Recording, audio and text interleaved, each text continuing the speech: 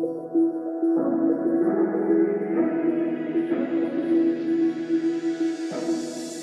beautiful people. My name's Emma. I'm MC. And we are your hosts of the G-Forces podcast. It has been a minute.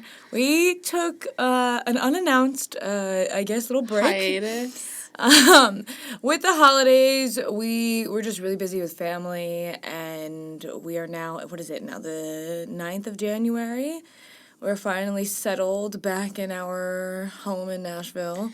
So we can actually record podcasts now without feeling like it is chaos. Yeah, I mean, Chris and me were even talking about it, because I was like, man, I feel like we had so much downtime when we were back home, but, we did not.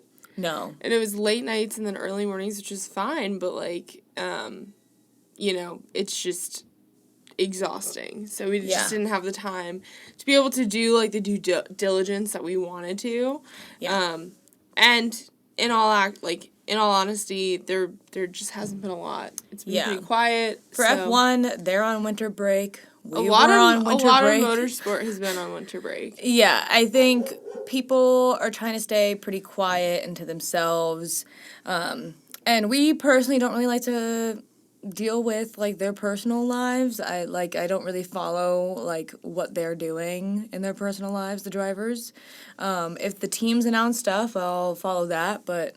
Well, I also think, we did a half season of content last season, and this season we're going into a full season and also following other sports, throwing in tidbits, actively watching Indy, and, as we're going to discuss today, Formula E, but I think this time, while there are people who, want to know where they are, where they're vacationing, for us it has to be downtime because it's there's also just a time, so much content in the new year. Yeah, it's also a time where we can prep stuff for the new year, for the new season, so that everything is ready to go for you guys. Because we will say, starting the podcast in the middle of the F1 season this past year, we were kind of making content as it goes, where now for this upcoming season, we're trying to make content ahead of time so that, or at least prep it, and then we can adjust it as needed.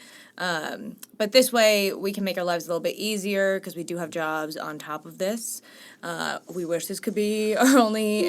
and also that way, we're taking the time now as opposed to rushing and there being mistakes. And also just for us to be able to enjoy it. Like you said, we have full-time jobs. If this becomes, a headache, then it's not the fun anymore then. That it is. Yeah. So... Yeah, I mean, it's also our first year going through the holidays with a podcast. So it's just, learning our... schedules, really. Our schedules and our, just abilities. Yeah. So... But, on to what the actual episode today is about. We are going to be talking about Formula E. So, Formula E, their season actually starts in a couple of days on the 12th. Days, yeah. So that's the reason why we wanted to do them as an episode today and talk about them, because all I knew about Formula E before we did our research was that it was an electric version of Formula One. It was an electric Formula racing, and that's it. That's all I knew. Yeah. I think it's been brought up, it's something we're aware of, because they talk about it on weekends, but I don't think either of us really knew anything about it. Yeah.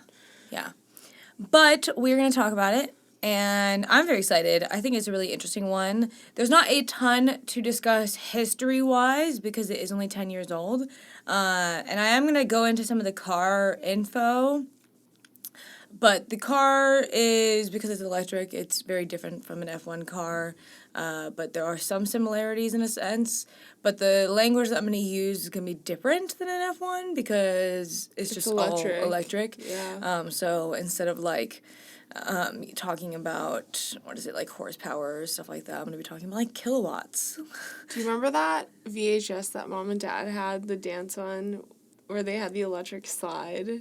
Do you remember that? You guys have spoken about this, but I can't remember this one. When we both said it's electric, that's how the electric slide starts. But anyways. Is that where the electric slide dance came from? From that VHS? No. I think it was that was, like, teaching you in the 90s how to, like, boogie woogie. Like, okay. Like, it had, like, it had the YMCA, like, I don't know if it was for kids or old people or no, just, you like, and some other people have spoken about this Yeah. over the last year, and I don't know if I was just too young to remember It was a great this. VHS. Yeah.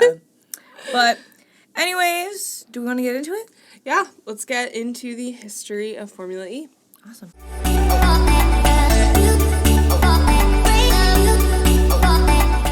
Alrighty, so like Emma said, Formula E is on kind of the newer end of motorsport, and so this is not going to be one of my lengthy history dives where I dive too deep. I'm waiting for you to still take somehow 20 minutes to tell the half a page of There's notes. like honestly like I could have, but I didn't. I stopped.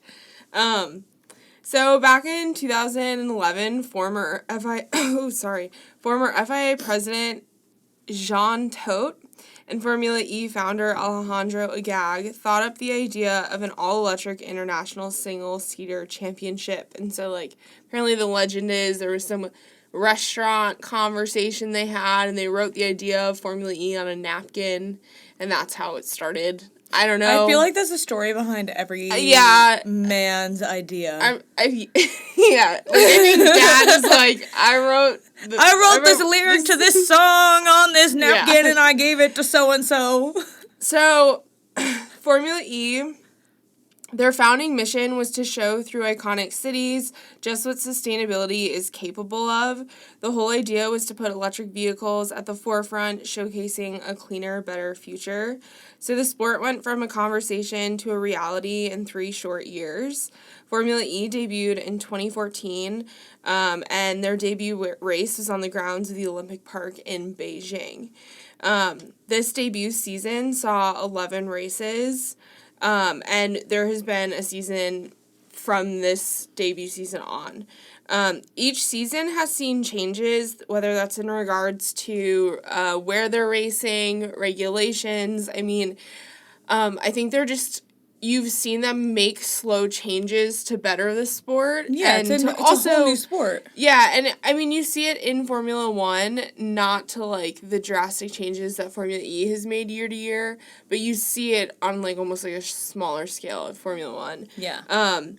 And that was what I could have gone through each change between the year, but I didn't. I'm reeling it in. That's my New Year's resolution for you guys, is to make it short and sweet. Unless you guys want it to be really long, let us know. Yeah. Well, I'm scared. I don't know if I want to hear what the people want. So in Formula E's 7th season, so the 2020 to 2021 season, Formula E officially gained world championship status from the FIA. So from that point on, they were FIA affiliated.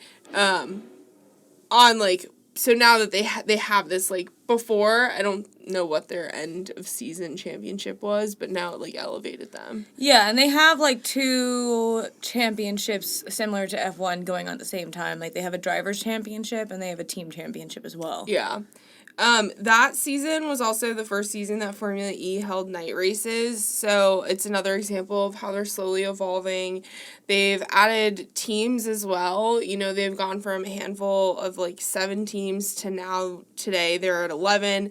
So the sport is slowly expanding, and you're also seeing, you know, there's a lot of guys that have been in it for a while, but you're also seeing, you know, there's a few names that people will recognize within Formula E. Yeah, shut up. One in particular. But there's also, you'll definitely know, guys. Also, like, the first guy I'm going to talk about is, like, pretty, like, everyone, like, I think he's, like, pretty well known. Okay. So, yeah. Is that all the history? That's pretty much it. There, like, wasn't a lot. I mean, again, it's only this is going to be the 10th season, so it's not that deep. Yeah. Well, because the other thing, too, is, and maybe this is a good thing, but, like, surface level history-wise, like, there hasn't been, like, scandals. There hasn't been, like, normally, like, that's what takes up so much of the time is the horrible history side of things. Yeah, I feel like usually when we talk about history of, like, let's talk about history of this driver, or, like, history of this team, where, like, 20 people died in a race in 1952. Yeah, so. And the car blew up somehow, like, and Charles Leclerc escaped through a parachute. Yeah. Like, but, no, I mean, Formula E, they're all about sustainability and a cleaner, better future, so. I almost feel like in some aspects, Formula E is kind of the route that F1's trying to go down. Like, they're trying to take inspiration from Formula E to make their carbon footprint net zero. Well, and that's kind of, like, where a question, this might just be, like, something stupid that someone can explain, but, like, when F1 hits their, like, net zero, like, their goal, right? What is it, 2030? 2030. What's the difference between Formula I was thinking the exact same thing as I was writing all my notes. But, like, I don't know if that's stupid. Like, I don't know if there is a difference. Like, we will talk about that in our final thoughts. Okay, because I feel stupid right now. No, saying I was thinking that. the exact same thing. Okay. So we'll talk about that in a bit. Well, right now, I'm going to go into the car info. As always, just going to say, forgive me for not knowing what some of the things mean. I'm just going to be reading out kind of what I found online. If you have more questions about, like, what that thing does, comment on whatever social media post, and I will find a way to answer it correctly. But anyways, we're going to go into that now.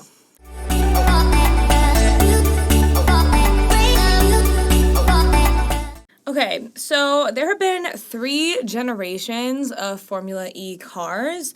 There are, like, distinct differences between each 3 generations. But the one that we're currently using is obviously the 3rd generation, and it was introduced in 2022. So now I'm going to go through some of the basic, like, specs or whatever.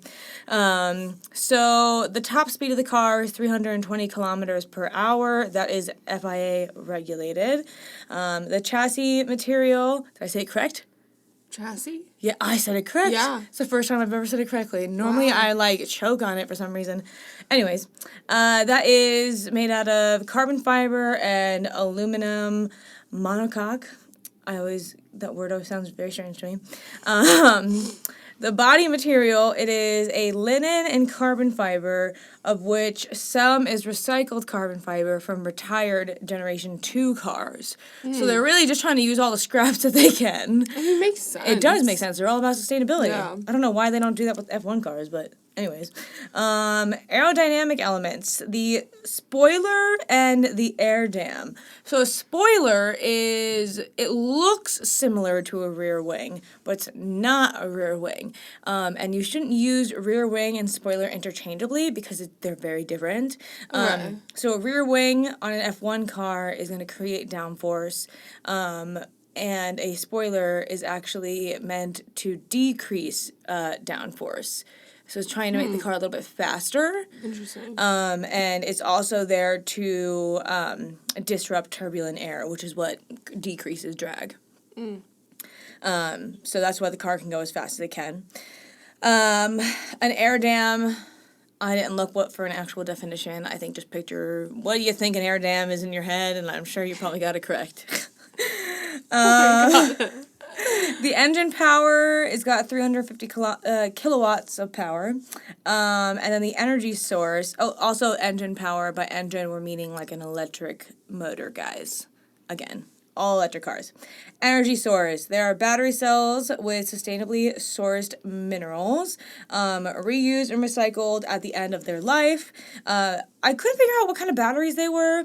Is there lithium batteries? That's the only thing that's not really sustainable or ethical technically, because lithium batteries are the ones that are in like Teslas and stuff like that, and there's no way for them to break down. And so all the Tesla batteries are going to be sitting in landfills for forever. Anyways. Well, we don't know if they're lithium. I know, I was just saying Tesla. I Yeah. was like, if they are, I couldn't figure out if they are lithium batteries, but if they are, then I'm sure they're trying to figure out a way to get rid of that. Yeah, I'm curious if it's something that is like each team is different, or if it's like, I'm curious if how the battery is, like if each team has the same battery or whatnot. I'm sure I could have figured that out, I just didn't. Yeah. Sorry about that, guys.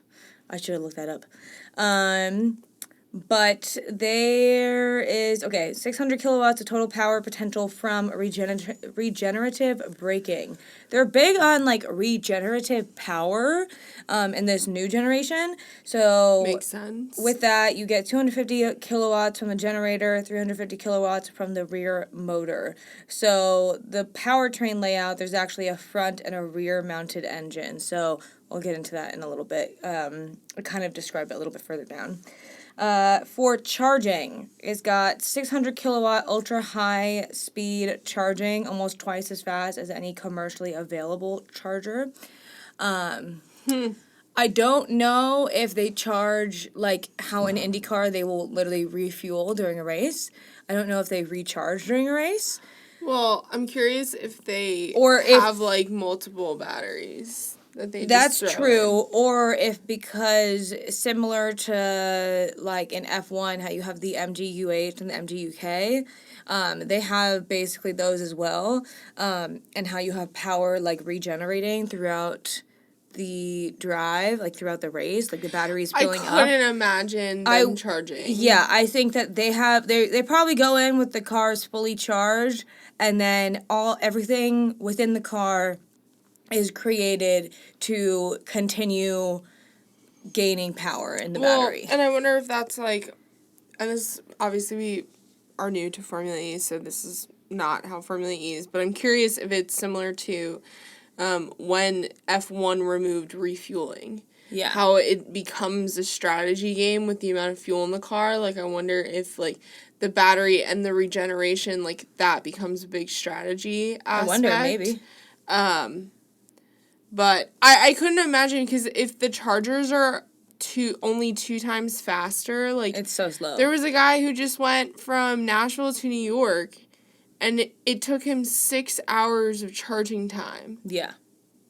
In his Tesla, to drive, which is crazy to me. Yeah. But, like, that's how slow, so I couldn't imagine them charging in the middle of a race. I agree. Okay. Then gearbox. This one was a little confusing to me because the whole point of a gearbox is that you're changing, the gears within, your motor. But your electric motor is going to be a little different, so I don't know if you necessarily have to change gears. But their gearbox, they said, very single-speed gearboxes. No, I couldn't dive deep into the details in that if I wanted to get all my notes done. Typically, like in other episodes, when I did an episode on gearboxes, that was the only thing I focused on. So in order to focus on all of the car, I couldn't just do gearboxes. So sorry I couldn't go in depth on that one, guys. It's okay. Okay. So, just some other notes on it. This is the first Formula car with front and rear powertrains. It is the first Formula car not to feature rear hydraulic brakes and will instead rely on regenerative capabilities of the engines for rear wheel braking. So they don't need rear brakes, essentially. Like the normal brakes that you would see. Yeah. Which is pretty cool. I wonder if F1's going to try that, because I feel like a lot of times people's brakes shit the bed. Yeah, I don't know. I mean, the sport's, constantly changing. That's true. So. And at least 40% of the energy used within a race will be produced by regenerative braking during the race. And it's considered the most energy-efficient race car ever. So when it comes to, what was I going to go over again? The powertrain. Yeah, so I believe in the front you've got the battery, and in the rear you've got the motor, and they work in tandem basically to power the car. So cool. Yeah, that's really everything I have on the car itself. Again, if you want us to go more in depth on it, this weekend, we're going to try to watch the race. It's on the Roku channel, which we don't have a Roku, so I'm trying to figure out how we can actually watch it. But we're going to try to watch it for the very first time, and the next week we'll probably do an episode on something else, but also at the beginning talk about the Formula E race. Yeah. Because it'll be our first time watching it. And if you have any questions that you want me to go more in depth on, I can talk about it then as well. So... Next, I'm going to go into the race weekend format. Cool.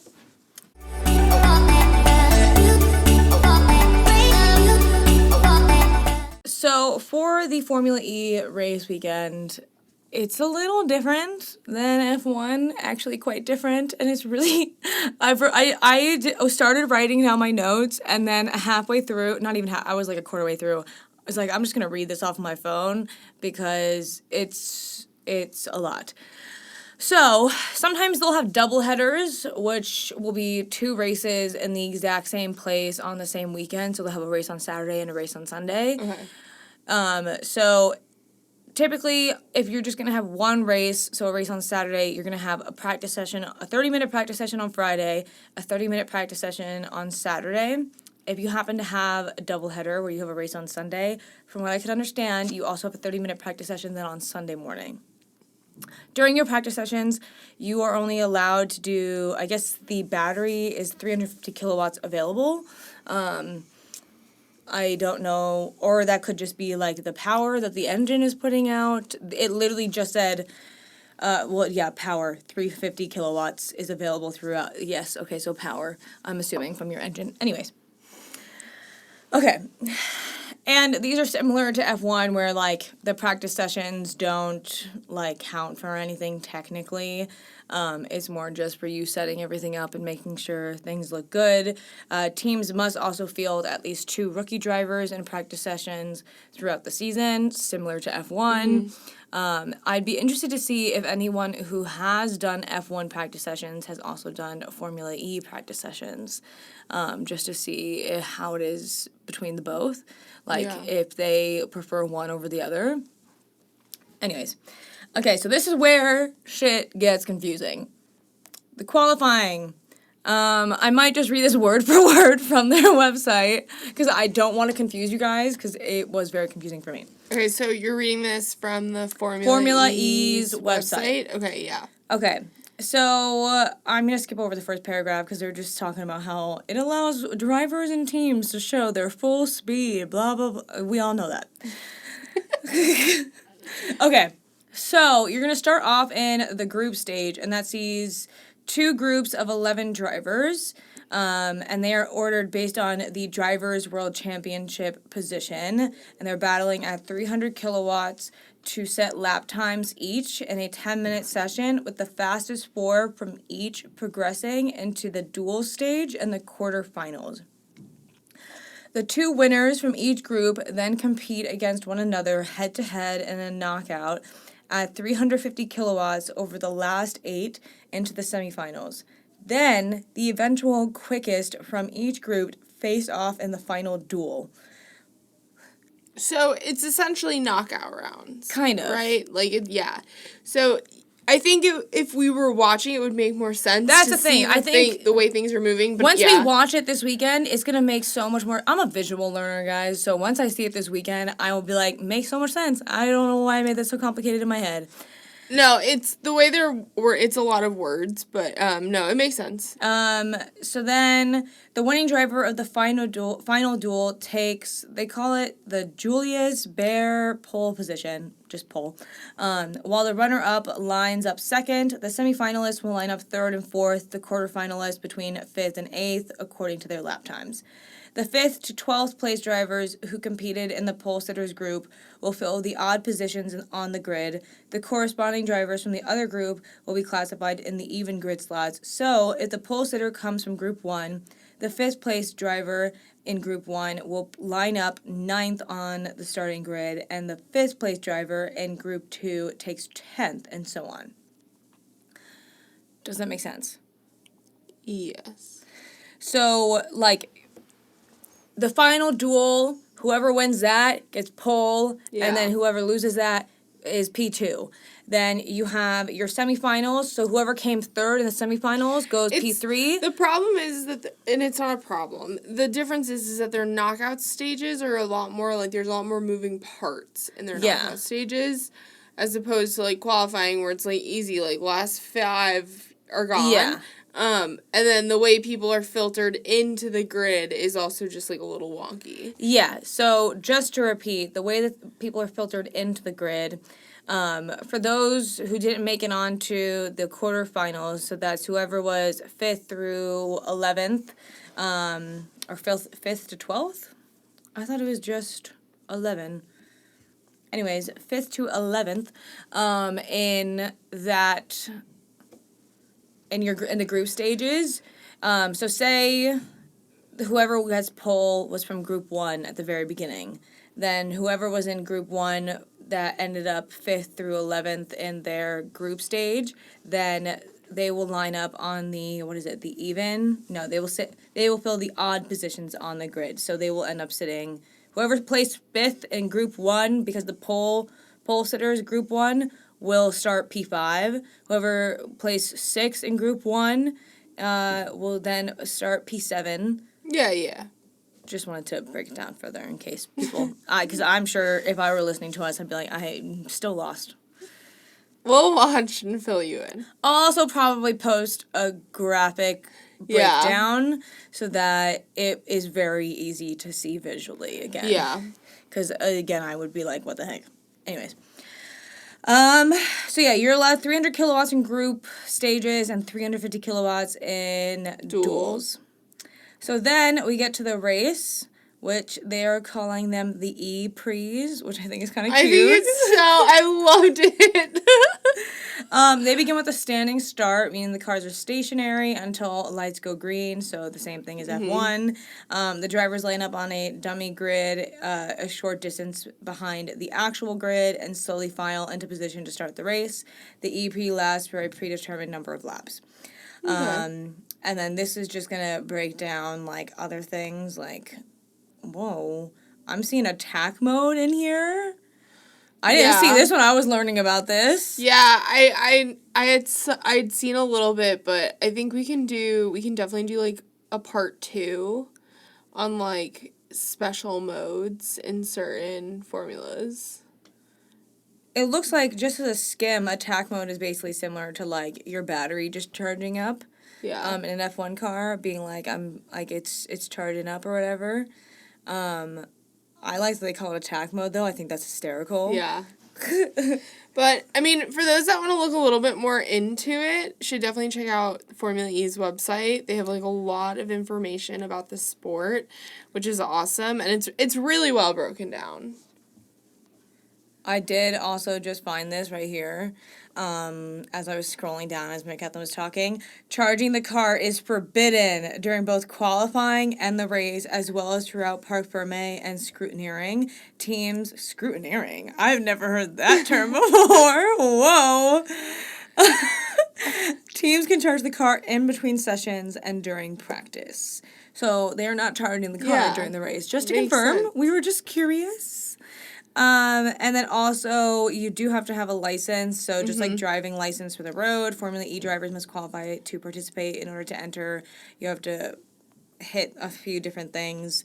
Not going to go crazy into that, but you do, I believe, have the ability to get super license points in Formula E. Yeah, but I don't think you need a super license to be in Formula but E. you can, Formula E is similar to IndyCar and F2, where you can gain points towards your super license. Yeah. So, that is the race weekend. Well, did I just go over qualifying and the race? I went over the race. You went over the race. Yes. You went over it all. One other thing. The doubleheader, actually. Sorry, I'm chaos today. It's stressing me out so much. Last thing.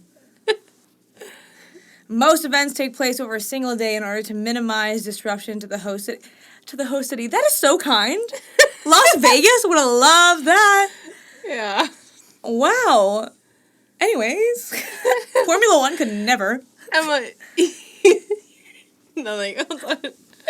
Okay, continue. Some events stretch to 2 days with double the amount of action. These are referred to as double headers. The schedules are mirrored from each day with only one 45-minute practice session on the second day. I guess if there's a doubleheader, instead of there being a 30-minute practice session in the morning, there's actually a 45-minute practice session. So maybe you don't have so the doubleheader just means they have 2 races on Saturday and not one on Sunday. So that was my bad. Sorry about that. Anyways, I think next we're going to have MC go into teams and drivers and everything else. Yeah, current teams and current drivers.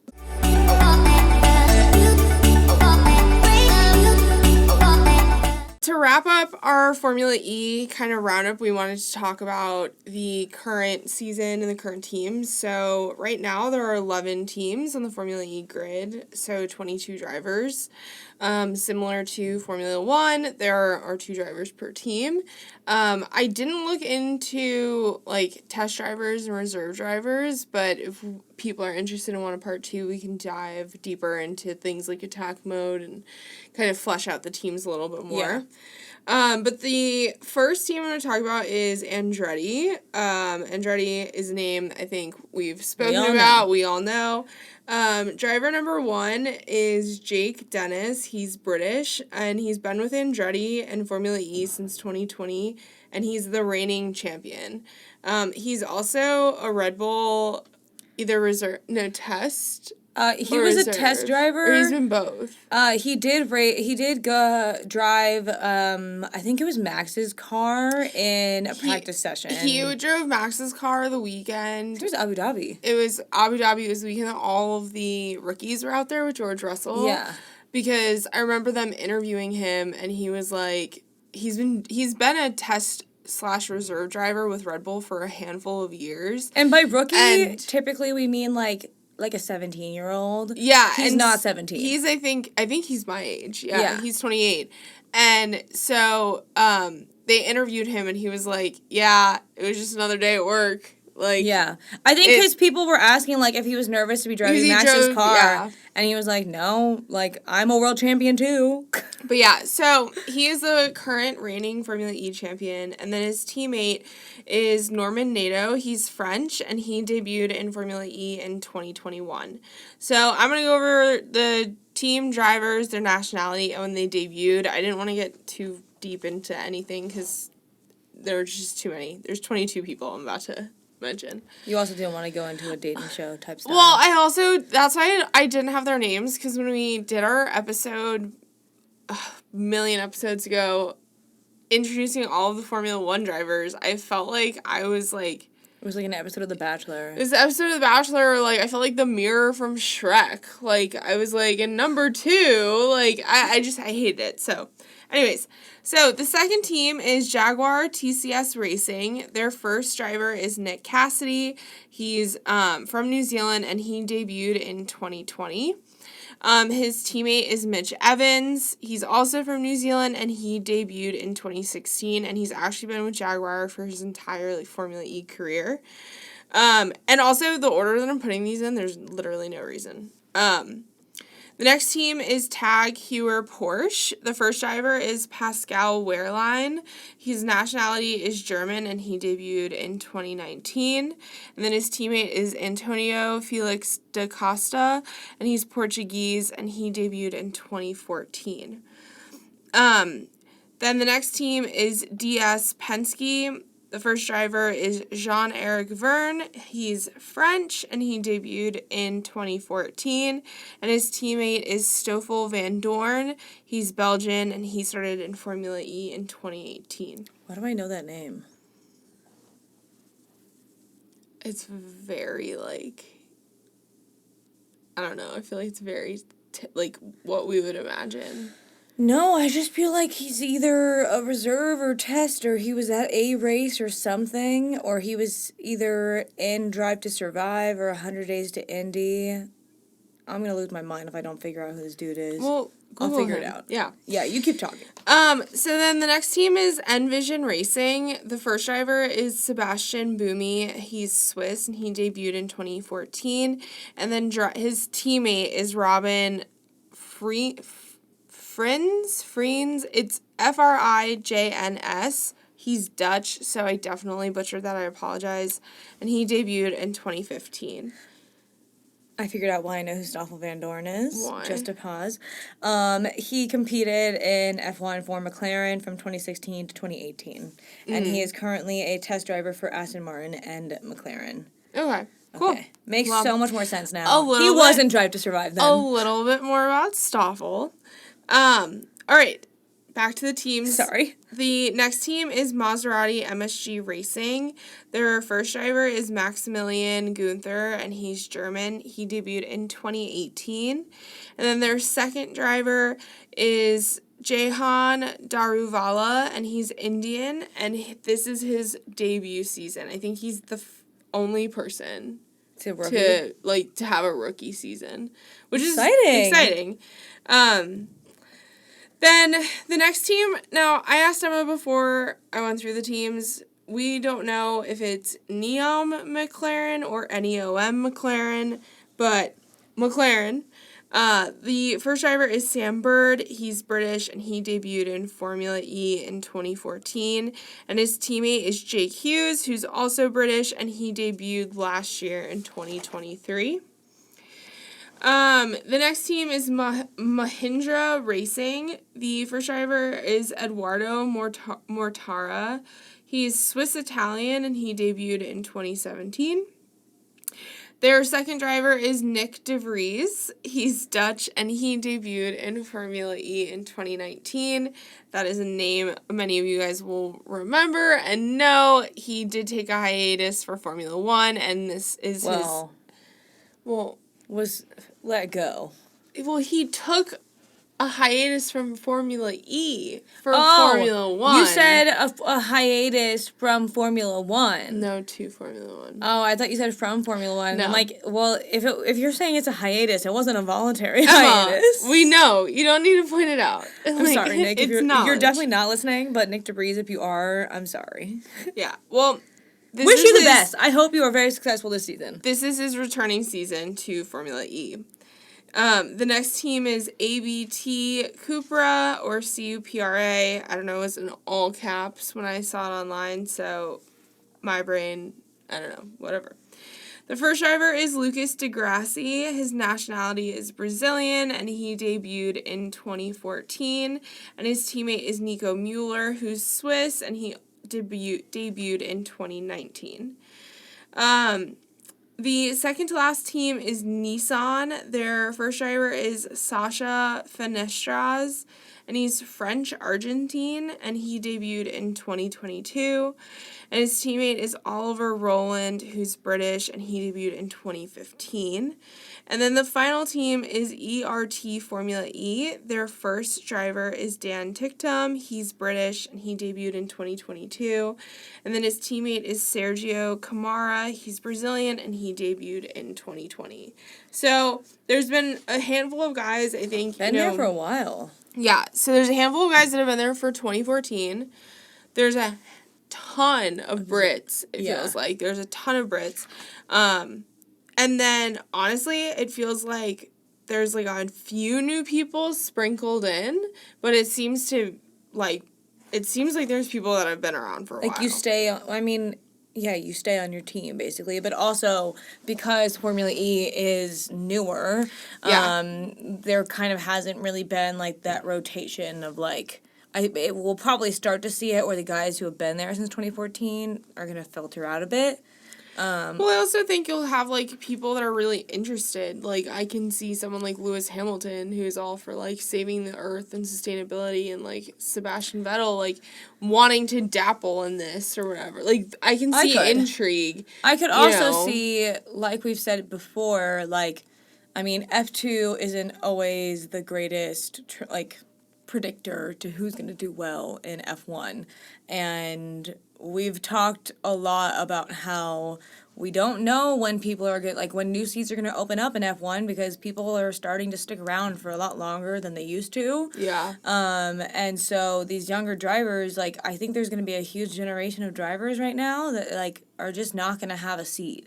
Like, they're going to get skipped, basically. Yeah. Well, and that's why you're seeing people like Pato and Indy, and you're seeing, Nick DeVries and Mick go to World Endurance, and, like, you're seeing all of these people, like, do something different, or even people, like, going to Super Formula. But I weirdly think that that's, like, better for really the motorsport world. For those, because I think that it's grabbing the attention. You're getting people who are fans of these people from the Formula 1 world. They're moving, and I think people are following where they're moving to. Yeah.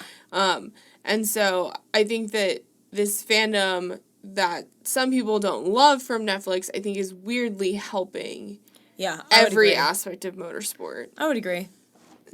So, yeah. But that is all the teams. So, yeah, 11 teams, 22 drivers. So, yeah, very cool. Awesome. I think we can go into our final thoughts. Sounds good.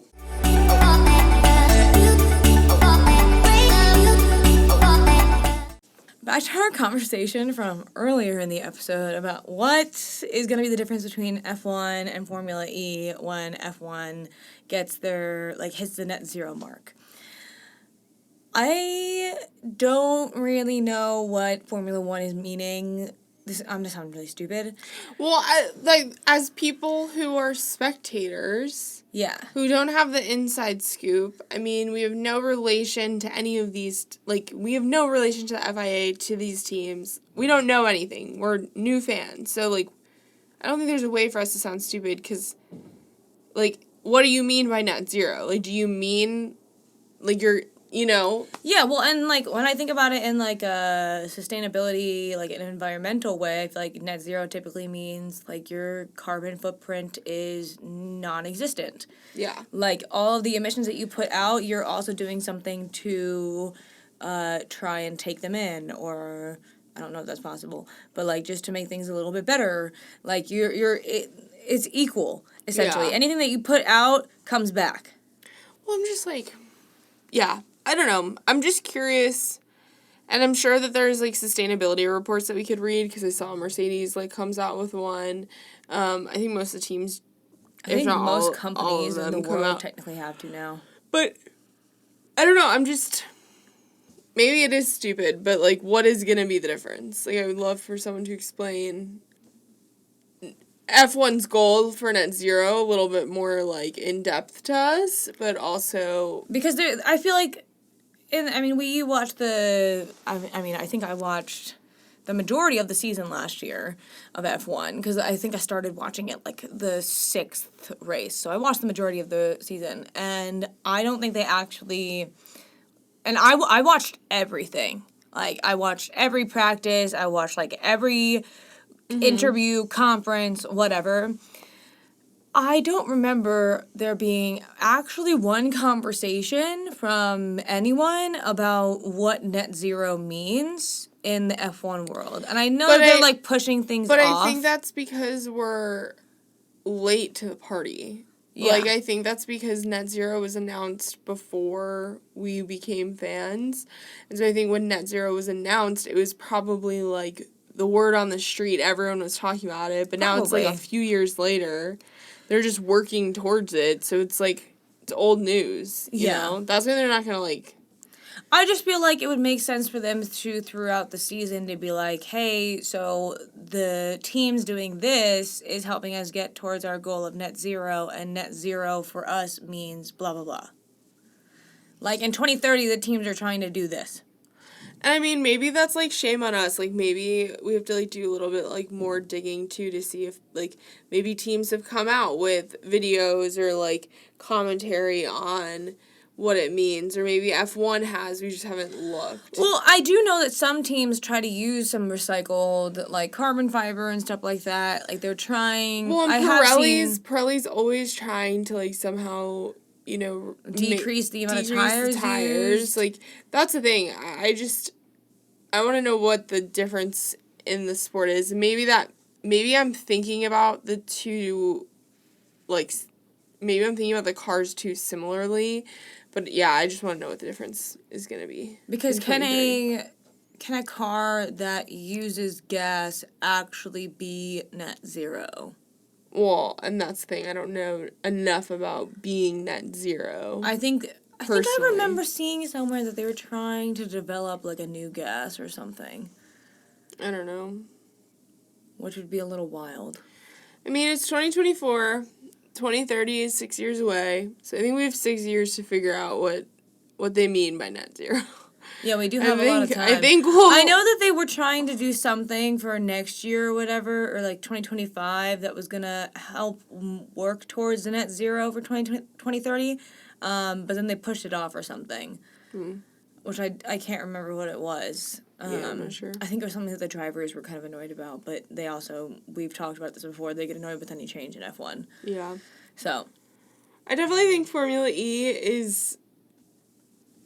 an ingenious idea. I think that I'm curious to see, and this is something I meant to bring up earlier. It's just getting big now. Well, I'm also curious to see if the technology that they're using in Formula E is pushing F1. Not F1, but the technology of just cars in general. Probably. For more sustainability. Like, I mean, obviously what they're putting into a Formula E car is not what they're putting into a Prius. But I just wonder if, like, this too, like, the data, the technology is helping, you know, cars be able to create more, like, I don't know. I wonder if it's helping too. Like, it'd be cool to know that they're striving for sustainability, but I wonder if it's also evolving motorsport faster into sustainability. I would assume that we're translating Formula E technology into our everyday technology, similar to how we take some F1 related stuff and we translate it into our cars. I mean, when we were buying my new car, there was, like, the UK version of my car, they literally have a whole blurb on Honda's website on how they're using F1 technology. And when I saw that, I was like, ooh, this is fancy. Oh my god. We didn't get that version of the car because we don't live in the UK, unfortunately. But... yeah, so I think it's a little bit of a shorter episode today, but that's really just because we're just learning about Formula E, and I don't think that there's a ton to discuss at the moment.